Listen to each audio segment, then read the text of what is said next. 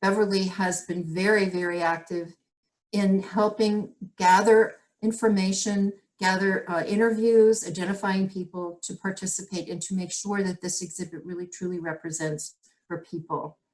So thank you again. Again, the museum is open now on the week, Friday through Sunday. So we hope if you do live in the area that you might make time to come and visit. And Tanya Day, who is our staff manager, will tell you a little bit about how to do that. And also it will be in the chat box. Again, thank you very much. And I will turn it over to Beverly, I think.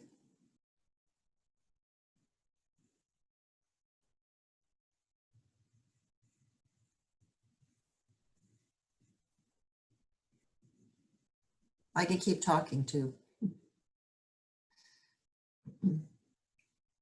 Today we did have the mayor of Hillsborough and the chairman of the Orange County Commission do a little brief ribbon cutting, again, because we are excited about the reopening of the museum and a refresh of both the permanent collection and our new exhibit. And I see Beverly Payne is now here on on Zoom, so I will let you all go to Beverly. And Beverly, welcome. I think she has to be unmuted. Hello, everyone. My name is Beverly Payne, and I'm a tribal member of the Occaneechi Band of the Saponi Nation. On behalf of the tribe, and as a board member of the Orange County Historical Museum, I would like to welcome you to the museum's newest exhibit, Yésah, Journeys of the Occaneechi. This exhibit in many ways has been a collaborative effort between the two organizations. We are excited to share with you the story and the physical and cultural journeys made by the Occaneechi, along with some treasured artifacts that date prehistoric times to the present. I hope that you will be inspired by the rich history of my tribe. I would now like to introduce you to Courtney Smith, the museum's exhibits and programs coordinator. She is the curator of the exhibit and will give you a sneak peek and share with you some insights into the work she did to put it together. Thank you.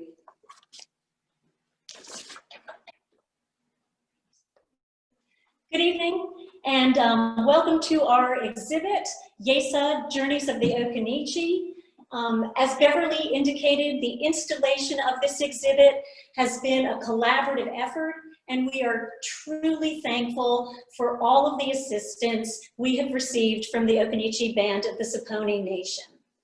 The title of this exhibit reflects my understanding of the Occaneechi experience, from months of research, reading both primary and secondary sources, and more importantly, conducting interviews with tribal members. Specifically, the exhibit is about the ways that the Occaneechi are similar to and different from other tribes. Yésah is a Tutelo Saponi word that means the people. This word is in the title to represent the commonalities that the Occaneechi had with other Eastern woodland tribes. It's important to know that they view themselves as one people, united by common ancestors and customs. What made the Occaneechi unique, however, is the many journeys that they made, both physical and cultural. Each of these journeys could have been the subject of an entire exhibit. However, we decided to give you them all. And tonight, I'm going to take you briefly through these journeys, highlight some of the most significant features, and then show you a few of my favorite artifacts. Before I begin, though, you should know that when I was conducting my interviews with tribal members, the final question that I asked every person was, 5 hours after people have visited the exhibit, 5 weeks, 5 months, 5 years, what is the most important thing you want them to remember? Each and every person I interviewed had the exact same answer. They all said, and in the exact same words, "We are still here." Too many people believe that there are no Indians east of the Mississippi River, but they are still here on land which their ancestors have lived on for thousands of years. They've always been integral members of the community, and they plan to be here for a long time to come. So if you remember nothing else from what I say tonight, you need to remember those 4 simple words: we are still here. All right, now looking at the journeys, we're actually going to begin journey 1, 10,000 BCE to 1,000 BCE. And it was in this time that the Yésah, who were Siouan people, came from the west. Following the rivers and migratory paths of animals, they crossed the Appalachian Mountains. And they lived in a beautiful, unspoiled land that we now today call the Piedmont. It's important to know that the Yésah originally adapted to their landscape. They made shelters, clothing, tools out of wood, stone, animal hides, and bone, and they ate wild game along with various native plants. So the second journey is going to begin in 1000 BCE when the Yésah begin farming. So they are no longer going to simply be adapting to their environment, they are now going to be managing it. They build palisaded villages, they clear land for the farming, and around 1200 AD, they begin cultivating the plants that we associate with so many Indian tribes: corns, bean, and squash, the 3 sisters. Also important to know about this journey is that the Yésah traveled by foot. They didn't have any indigenous pack animals like horses or donkeys, so they walked. It was a journey by foot, and so you'll see several pairs of moccasins in the exhibit because of protection for the feet and how important walking was. The other reason that they walked, in addition to no indigenous animals, draft animals, was that the Eno River in Orange County was too rocky and winding, and so it couldn't sustain boat travel. Many members of the Eno and the Occaneechi tribes were very crafty, and they hired themselves out as porters to other tribes, and then later when the Europeans came, they hired themselves out to the Europeans. And a porter's load was typically between 50 and 80 pounds. And if you walk around Orange County today, you can see several of the footpaths that used to be the major highways, the major roads for the Occaneechi. Trade developed amongst the Yésah and along these paths that connected the villages. The primary route, the one that was most used, became known as the Great Trading Path. And in this trade, goods were exchanged from all over the East Coast. So from the coastal areas, they got salt, fish, and seashells. From the woodlands, hardwoods, minerals, and deer hide. And then bearskins, copper, and mica came from the mountains. In 1560, Europeans arrived, the Spanish came, and they joined this already existing trade network. The English traders arrived about 100 years later in the 1650s. The Europeans, what they added to this network of trade were guns, hatchets, kettles, metal tools, woolen cloth, glass items, and liquor. And what they wanted in return were deer hides. And that was the primary thing that the Europeans were trading for and taking back home. And because these deer hides were so central to the trade, buckskins were often used as currency. And this may very well be why today you'll hear people calling $1 a buck. So what did the Europeans want all those deer skins for? I had never heard anybody talk about that before, so I decided to investigate. And the answer was primarily for clothing and primarily men's fashion. So jerkins, waistcoats, hats, and very importantly, breeches were all made from the deer skins because it was finer and more flexible than the cowhide. So it was highly prized. And when I was putting this slide together and looking for different pictures of people in Europe wearing deerskin, I was very excited when I found these two pictures, because Orange County, there's no definitive agreement as to whether it was named for William III of Orange or William V of Orange. It could be either one. And I was actually able to find a pair of deerskin gloves worn by William III, and also a portrait of William V wearing a buckskin waistcoat and breeches. So again, showing how important the deerskins were in Europe. So by 1650, the Occaneechi were dominating the trade. Even though their numbers were very small, they lived on a beautiful island in the middle of the Roanoke River near present-day Clarksville, Virginia. And because this island was so strategically located along the great trading path, they were able to dominate the trade. And they enforced this dominance through warfare and intimidation. They were the baddest guys around. And if we were using a term to describe them today we would call them the superpower, because superpowers are the ones with the economic might and military might. They control the trade and they have the strongest armies. And that's what the Occaneechi were, even though their numbers, as I said, were relatively small compared to other tribes.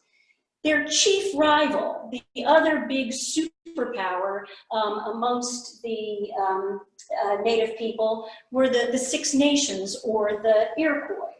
And they also controlled trade routes up north, and sometimes came into Occaneechi turf. And you saw turf wars and battles because of that. So I'm now going to move over to the other area in our exhibit, and you'll be able to follow us with some more journeys.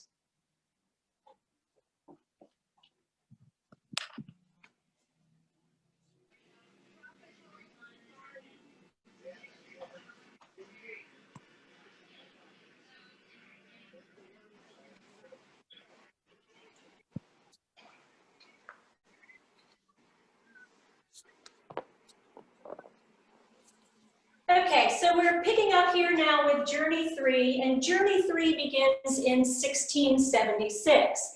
And this was an incredibly significant year for the Occaneechi, because in that year, a group of Virginia settlers led by Nathaniel Bacon attacked the Occaneechi, and as many as 300 Occaneechi died in that massacre. As a result, because they had fewer warriors to protect them, they suffered repeated assaults from the Iroquois, who, as I said, were their main rivals, coming down from the north into Occaneechi turf, taking advantage of the situation to try to gain more turf. So for safety reasons, many of the tribe left their island home in Virginia and moved south. And by 1696, a group of Occaneechi were living in Orange County among the Eno people. Where were they living?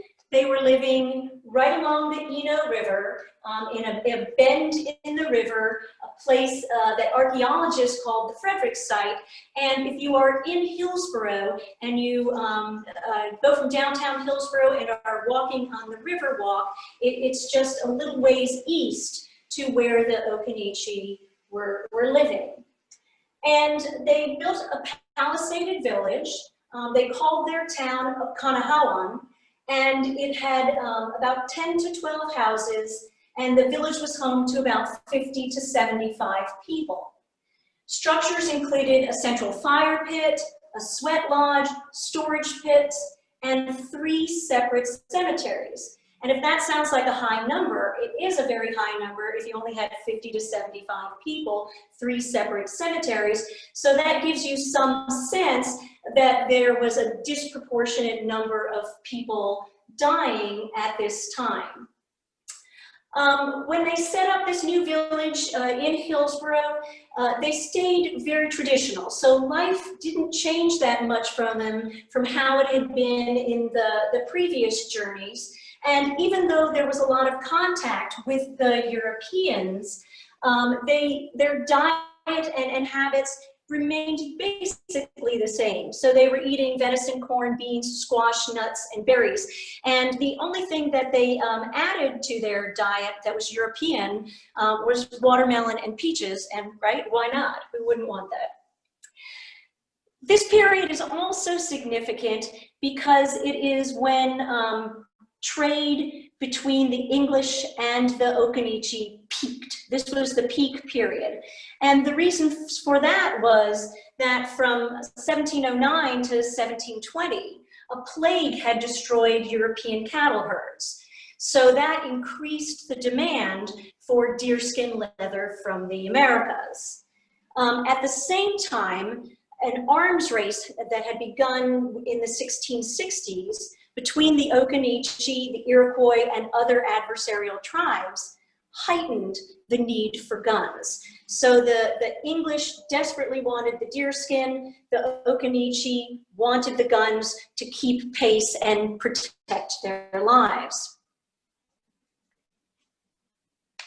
The next journey then begins in 1713. And as you can see, this is a very short journey, only 4 years, 1713 to 1717. As I mentioned, the Occaneechi's numbers were, population was going down.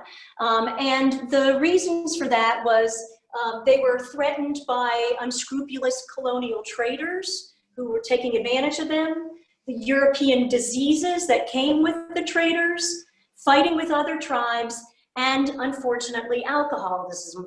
I mentioned that the Europeans brought liquor with them, and that unfortunately led to alcoholism and death associated with that.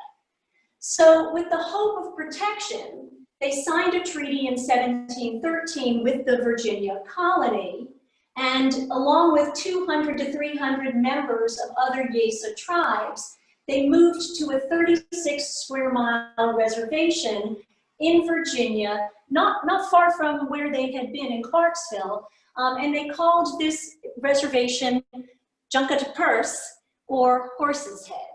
And there they built a palisaded village and continued farming, hunting, and trading as they had before. It was at this time that the tribes altogether became known as the Sakonee Nation. So the Virginians were signing this treaty. The treaty was between Virginia and the tribes, and they wanted to come up with just one name. They didn't want to list all the separate tribes who were there. Since the Sakonee had the greatest population, they lumped everybody together and said, you're all the Sakonee Nation now. This project, this treaty and the reservation was the brainchild of Virginia Governor Alexander Spotswood. And Spotswood was a really interesting man because he was very different from his contemporaries. And he wanted to protect the Indians. He realized that Native people never attacked without provocation. And he saw the colonists getting the Native people drunk and then using that to work really bad business deals for the Occaneechi and the other tribes and take advantage of them. And he wanted to put an end to that, especially because in 1711 in North Carolina, we had the Tuscarora Wars between the Native tribes and the colonists. And Spotswood wanted to avoid that at all costs. One, for the loss of life, and two, because of the loss of business, the trade, the commerce that was going on, making everybody very wealthy between the colonists and the Indians. So Spotswood had this treaty drafted, and then built a fort called Fort Christiana, and he insisted that all of the trade had to take place at Fort Christiana, and he established the Virginia Indian Company, so that when the colonists and the Indians were interacting, they were always interacting with armed guards there to make sure that the Indians weren't being taken advantage of. Spotswood hoped to Christianize the Indians and assimilate them into English society. He hired Charles Griffin as schoolmaster and started an Indian school at the fort. And during the first year, before the Virginia Indian Trading Company actually was making money, Spotswood personally paid Griffin's salary to ensure that he could be there. And as an interesting side note, Charles Griffin had, before going up to Fort Christiana, had actually lived in North Carolina and was the first known teacher in the colony of North Carolina. Also interesting is that the school was associated with the College of William and Mary in Virginia. As I said, he also hoped to Christianize them. There was no church building at Fort Christiana, but they used the school. And in 1715, Spotswood wrote that there were 7 Indian children under Griffin's care, most of whom could already say the Lord's Prayer and the Creed. And 3 months later, that number was listed as 100. And Spotswood thought that was a very great sign, a significant triumph. Spotswood, however, because he was governor, had a political rival. And this political rival was William Byrd, who, in my personal opinion, was a nasty piece of work. Colonel Byrd called the Indians barbaric. He said Saponi men were disagreeably lazy, and when he was leading an expedition to mark the boundary line between Virginia and North Carolina, the soldiers, the people out on the expedition decided for some fun to rape a Saponi woman, and Byrd wrote down in his journal that this was really good sport. And I say that he was a nasty piece of work because even his contemporaries, he was a slaveholder, and even his contemporaries said that he was unusually cruel to his slaves, and he was also noted as being very cruel to his own children. So Byrd was Spotswood's rival. Byrd wanted to be governor himself, so he wanted to discredit Spotswood. So the way that he discredited Spotswood was to go after Fort Christiana, Spotswood's project. And Byrd used his charisma and his connections to end funding for the fort. And this is very interesting to me, is that he claimed that Spotswood had created a public monopoly, which was hurting private enterprise, and that he was using government money allotted to the Indian school to build a mansion for himself. And for those of you who are from this area and know about the regulator movement, this is going to be the same argument that is used about 40, 50 years later in the regulator movement, where they accused Governor Tryon of raising their taxes in order to build a beautiful mansion for himself. So I thought it was very interesting, the echoes there. Journey 5 is a time of flux. Fort Christiana closed, and after 1730, the Saponi were going to split. Some remained in Virginia in the area.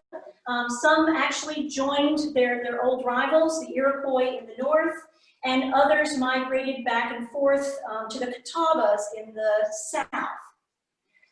During the American Revolution, loyalists, those who supported the British Crown, moved north and lived among the Iroquois.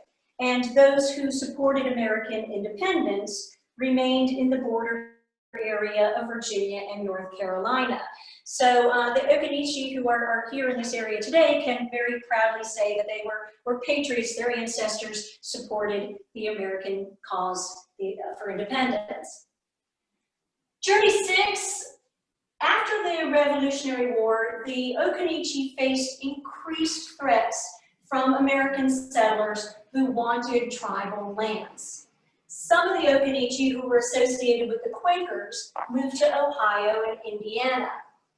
And about 60 to 90 Occaneechi families migrated south to lands in northern Orange and southern Caswell counties.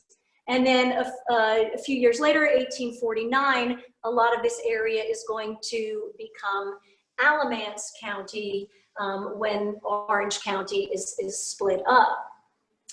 So they settle in a community in Pleasant Grove, which came to be known as Texas.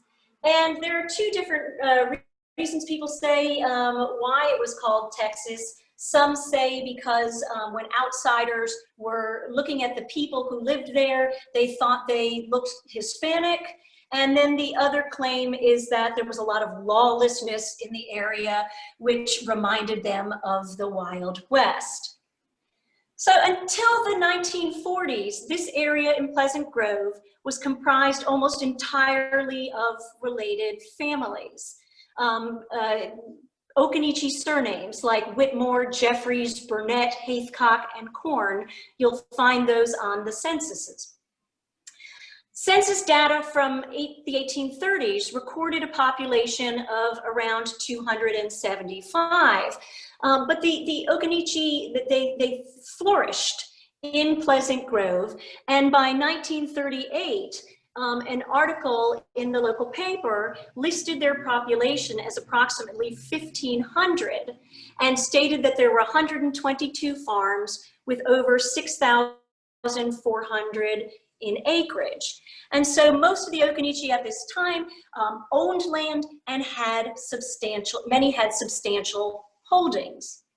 It was a farming community, and like their neighbors, now the Occaneechi became commercial farmers. That meant that instead of adapting and managing the environment, they were now changing the environment to produce cash crops. And the primary cash crop was tobacco, and it still remains important among community members today who still farm. And of course, as a farming community, the community came together for corn shuckings, hog killings, and group hunting events. Businesses developed in support of the farms, providing essential equipment for the field and the house. And general stores were located at major intersections on the road. Another source of employment were the many textile mills in Orange and Alamance County. Socializing at that time revolved around school and church. So we see how school and church, which started at Fort Christiana, remains the heart of the community. And they were located centrally, as was the Masonic Lodge. So that was also very important. Several small schools served the area. The first school building was built in 1840, and it was just a little log structure. But by 1938, the community was large enough and the school large enough that it engaged 13 teachers. Church began with circuit riding preachers who provided religious guidance until the turn of the 20th century, when two churches were constructed. And they were Jeffries Cross Church and Martin's Baptist Church. Both were named for the families who donated the land on which they were built. So during this time, at the same point that they were thriving, we also see a loss of identity. And the reasons for the loss of identity are twofold. The first is that Native Americans were documented in government records as Black or mulatto, colored or Negro, and not as Indians. Indians were not even on the census as a separate category until, I believe, 1850, if I'm remembering that year correctly. And that was only in the West where they were documenting Indians on reservations. Indians east of the Mississippi, you were white or you were Black, and that depended on the census taker looking at you and writing something down. So it wasn't just the census, it was also birth certificates and death certificates, marriage licenses, all of these things. They took away Indian as a category, and you were only Black or white. At the same time, we see a lot of racism. And there is the Indian Removal Act, and there were terrible consequences if you were identified as Indian. So many families kept it quiet. They told their children, you know, don't tell anybody, let's keep this our secret. And unfortunately, there was terrible racism in this area. Most of North Carolina's laws that restricted the rights of free Blacks also applied to Indians. And so these were all of the Black codes that you're familiar with. You can't carry a gun, you can't join the militia, you can't preach or dance or appear in public, these types of restrictions. And during the Reconstruction years, the KKK conducted a reign of terror against all people of color. In 1869, Cyrus Guy, who was Occaneechi, was lynched by the Klan. And in 1870, it was so bad that the North Carolina governor, William Holden, declared Alamance and Caswell counties to be in a state of insurrection due to Klan violence. Now, the Occaneechi fought back as bravely as they could, looking mostly in terms of legal battles. And in 1842, this was actually in Ohio, but it was a major case. Parker Jeffries sued for the right to vote as a free person of color. And the Supreme Court of Ohio found that Jeffries, indeed, as an Indian, was entitled to vote. And there were other cases like that. Final journey over here begins in the 1980s. So the Occaneechi faced numerous challenges, the loss of identity, the racism, and then there were economic challenges. So tobacco was no longer provided sustainable income.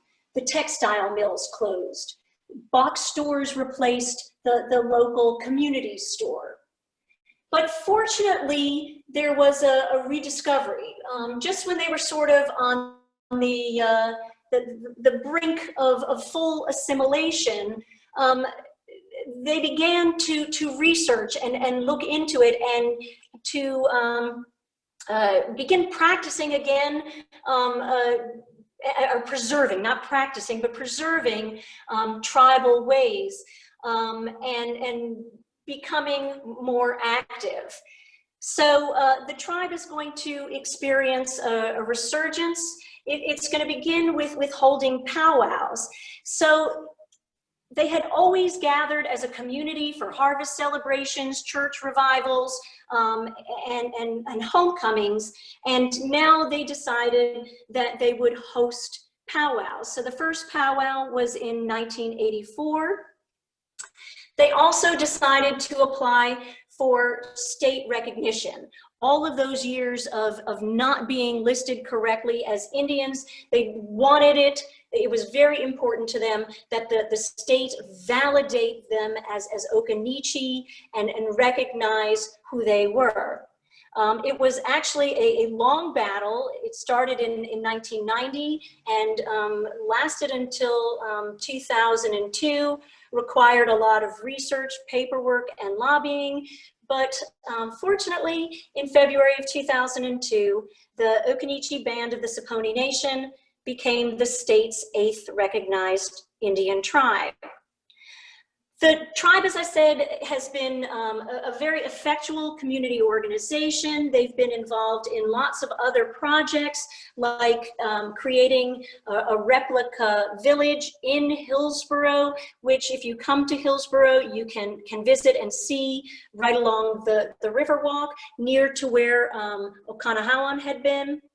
They also started the Occaneechi Homeland Preservation Project, and began buying back a portion of their ancestral lands in Alamance County and building a community center.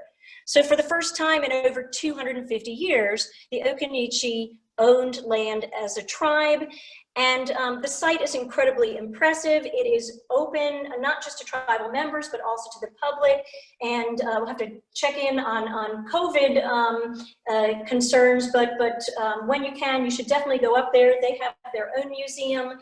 They also have ceremonial ground where they host their powwows, a reconstructed village, an 1880s era farm. So if you wanted to know more about Journey 6, you could go up there and see that, and also an orchard with heirloom fruit.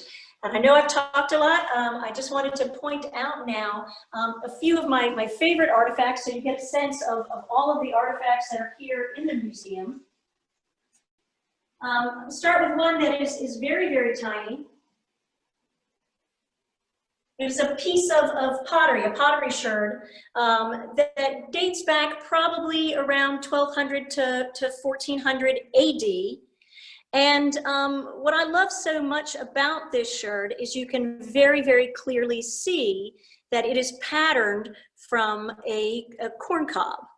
And to me, what's so wonderful about it is that the pottery wasn't just functional, that art has always been important to the Occaneechi, the Yésah experience.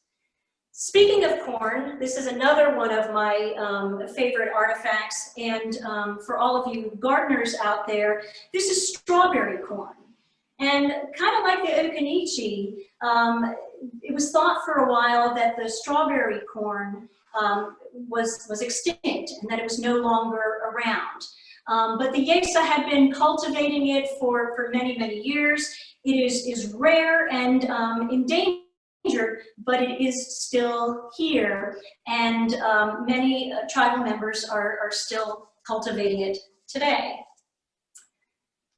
This is another little artifact that I happen to love. It was made by John Blackfeather Jeffries.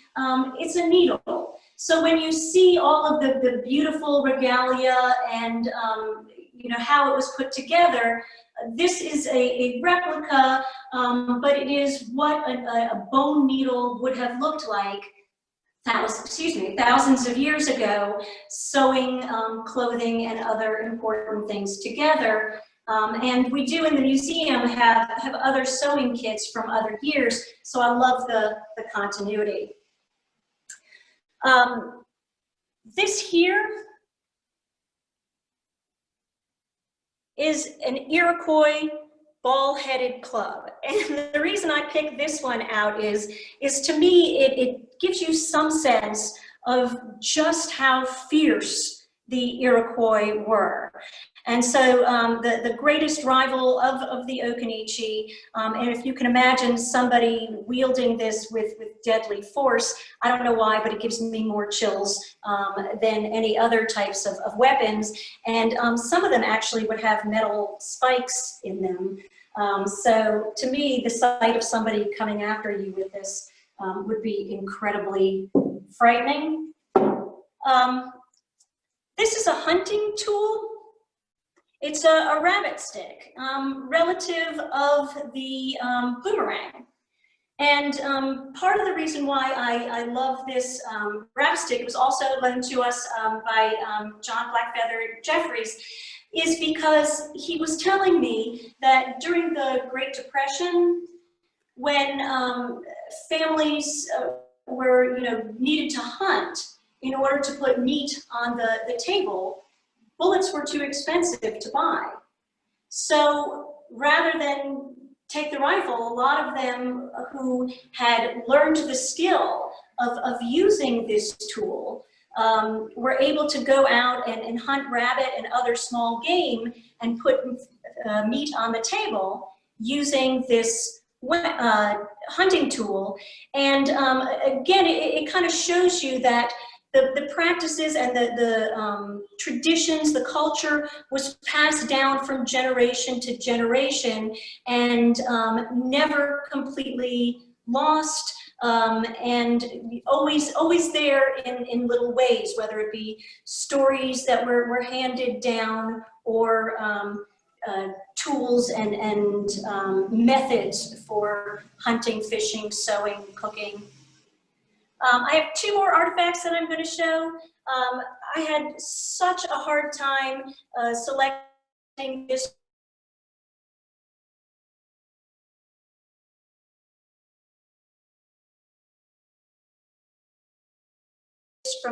and the workmanship on it, like all of her pieces, is just exquisite. So I wanted to make sure I pulled out at least one.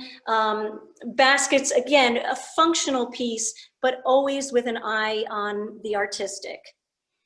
And the final piece that I wanted to, or pieces to show you tonight, is regalia. And this regalia is wedding regalia. It was worn by Beverly Payne, our own Beverly Payne, and her husband, Lester Betts Jr., for their wedding in 1999. It was quite an affair. It was along the Eno River, and small wedding of nearly 300 people, Occaneechi, family, friends, who all gathered.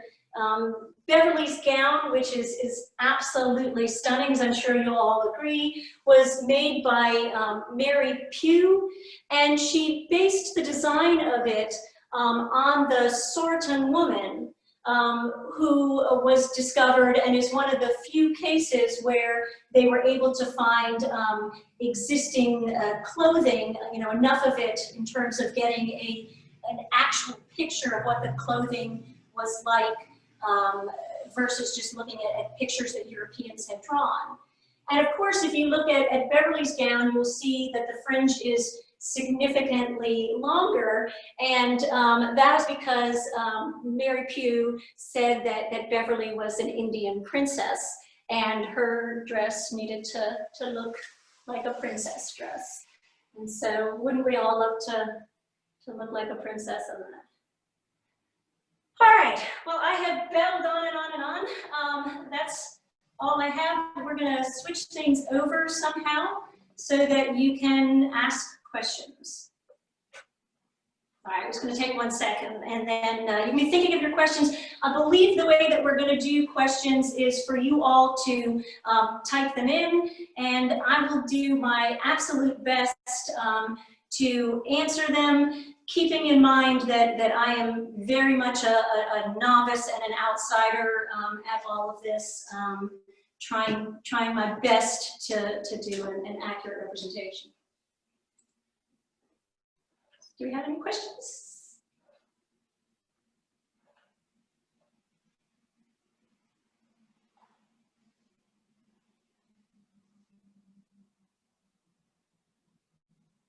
Is the museum open to the public? Is the museum open to the public? Absolutely. So we are being very careful with COVID safety precautions, and we are requiring you to make a reservation just like you would at a restaurant or other places. And we have set it up so that there are 1 hour slots for you to come and view the exhibit and also see the permanent exhibit. And when you come, you will have the museum entirely to yourself, And we're taking, with each time slot, you can come as just one person, or you can come as a group up to 6. We are requiring that you wear masks. We will be wearing masks, and in between appointments, so when your hour is up, we will clean down the museum and make it ready and safe for the next group to come. So if I didn't say it before, we are open right now just on the weekends, Friday, Saturday, and Sunday from 11 to 5. And depending on how that goes and what's happening with the pandemic, we will hopefully be opening more hours soon. How long will the exhibit be using? The exhibit right now is slated to stay up at least through the end of January, but a lot of that again is going to depend on COVID and the demand, and whether we feel like everybody who wanted to see the exhibit had an opportunity to see the exhibit. But right now, it's through the end of January. What was the relationship between the Occaneechi and the Eno or Tuscarora? So the relationship between the Occaneechi and the Eno and the Tuscarora, as I understand it, right, the Tuscarora were a more eastern tribe, and when we talk about Yésah, the Siouan people who came over and settled in the Piedmont, the Eno and the Occaneechi are both, in a sense, cousins, related, all Yésah people. How did you acquire a lot of these artifacts? Oh, great question.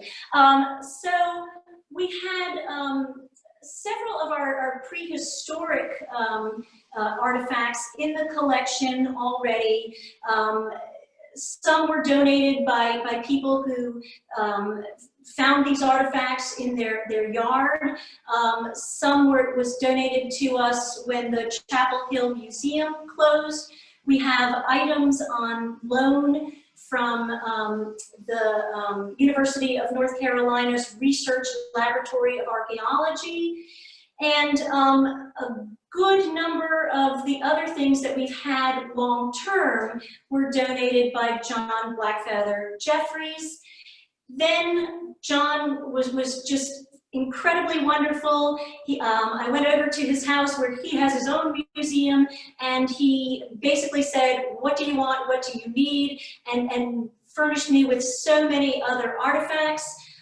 In addition, as I mentioned, Vicki Jeffries was also incredibly wonderful with loaning us not only her baskets and her beads, but also her beadwork, but also some very important family artifacts, Jeffrey's Bible, briefcase, and her grandmother's church pin. So her grandfather, Barthmas Jeffries, and was a deacon at Martin's Chapel Baptist Church. And this is the briefcase that he used and the Bible that he carried.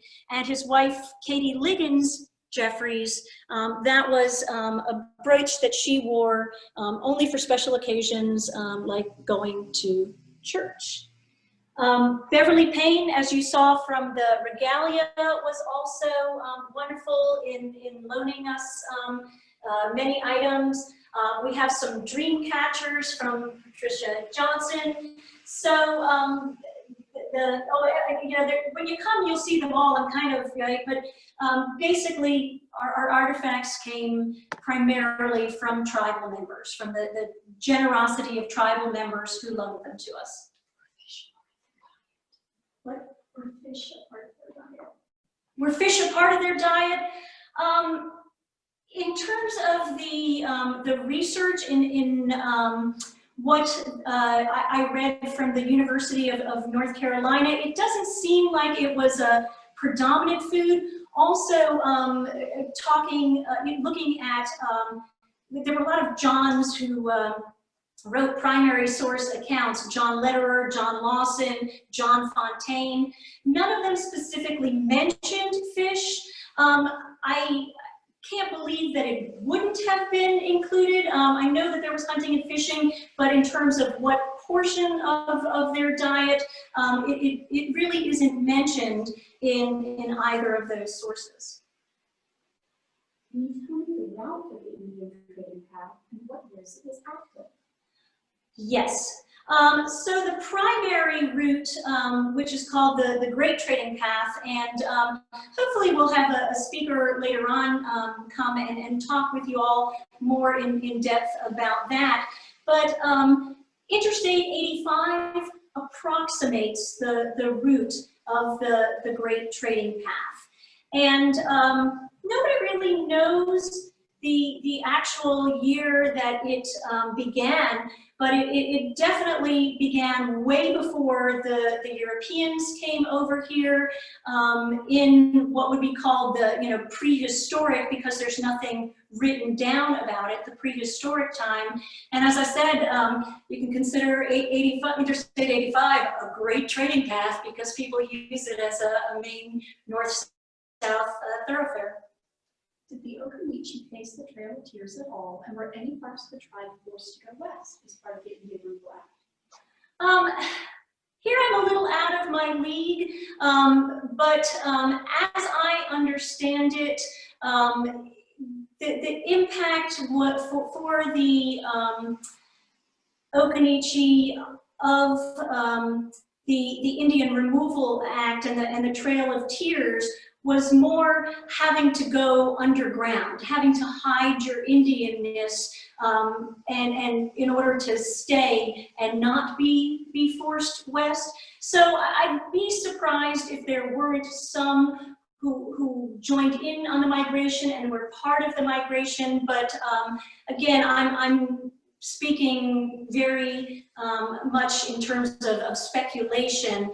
I do know in terms of those who remained in the area that it was a further cause for hiding your ethnicity. How many members are there in the Occaneechi tribe today? Ooh, Beverly, where are you? She can answer that one. I can't answer that one. How many tribal members are there? Vicky says over 2,000. She just been There are over 2,000. Over 2,000.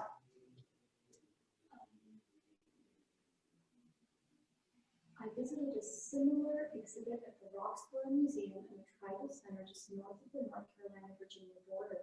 Is there a relationship between the two? No. I'm looking at this one. I don't know the answer to. In Roxborough, the tribes that are in Roxborough. That's the Saponi tribe. That's Saponi. So related in the sense that all grouped under that heading back in Fort Christiana, and so in terms of the Yésah category, but not specifically Occaneechi. They are Saponi. And that is all of the questions. That's all the questions. I'm going to turn it over to myself. All right, I am going to turn the floor over now to my colleague, Tanya Day, who is the site manager. Thank you all so much. I hope you enjoyed it, and I do hope you all will get a chance to come and visit the exhibit and see the artifacts for yourself. Good night.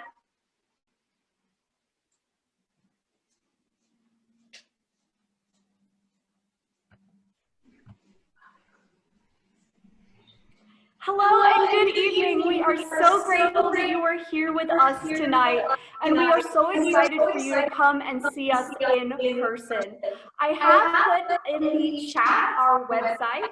It is www.orangehistorync.org, and there you can find information on how to sign up to visit. We're booking 1 hour time slots for you and up to 5 other people. It will be just you and your group. There will not be other people in the museum with you except for Courtney and myself.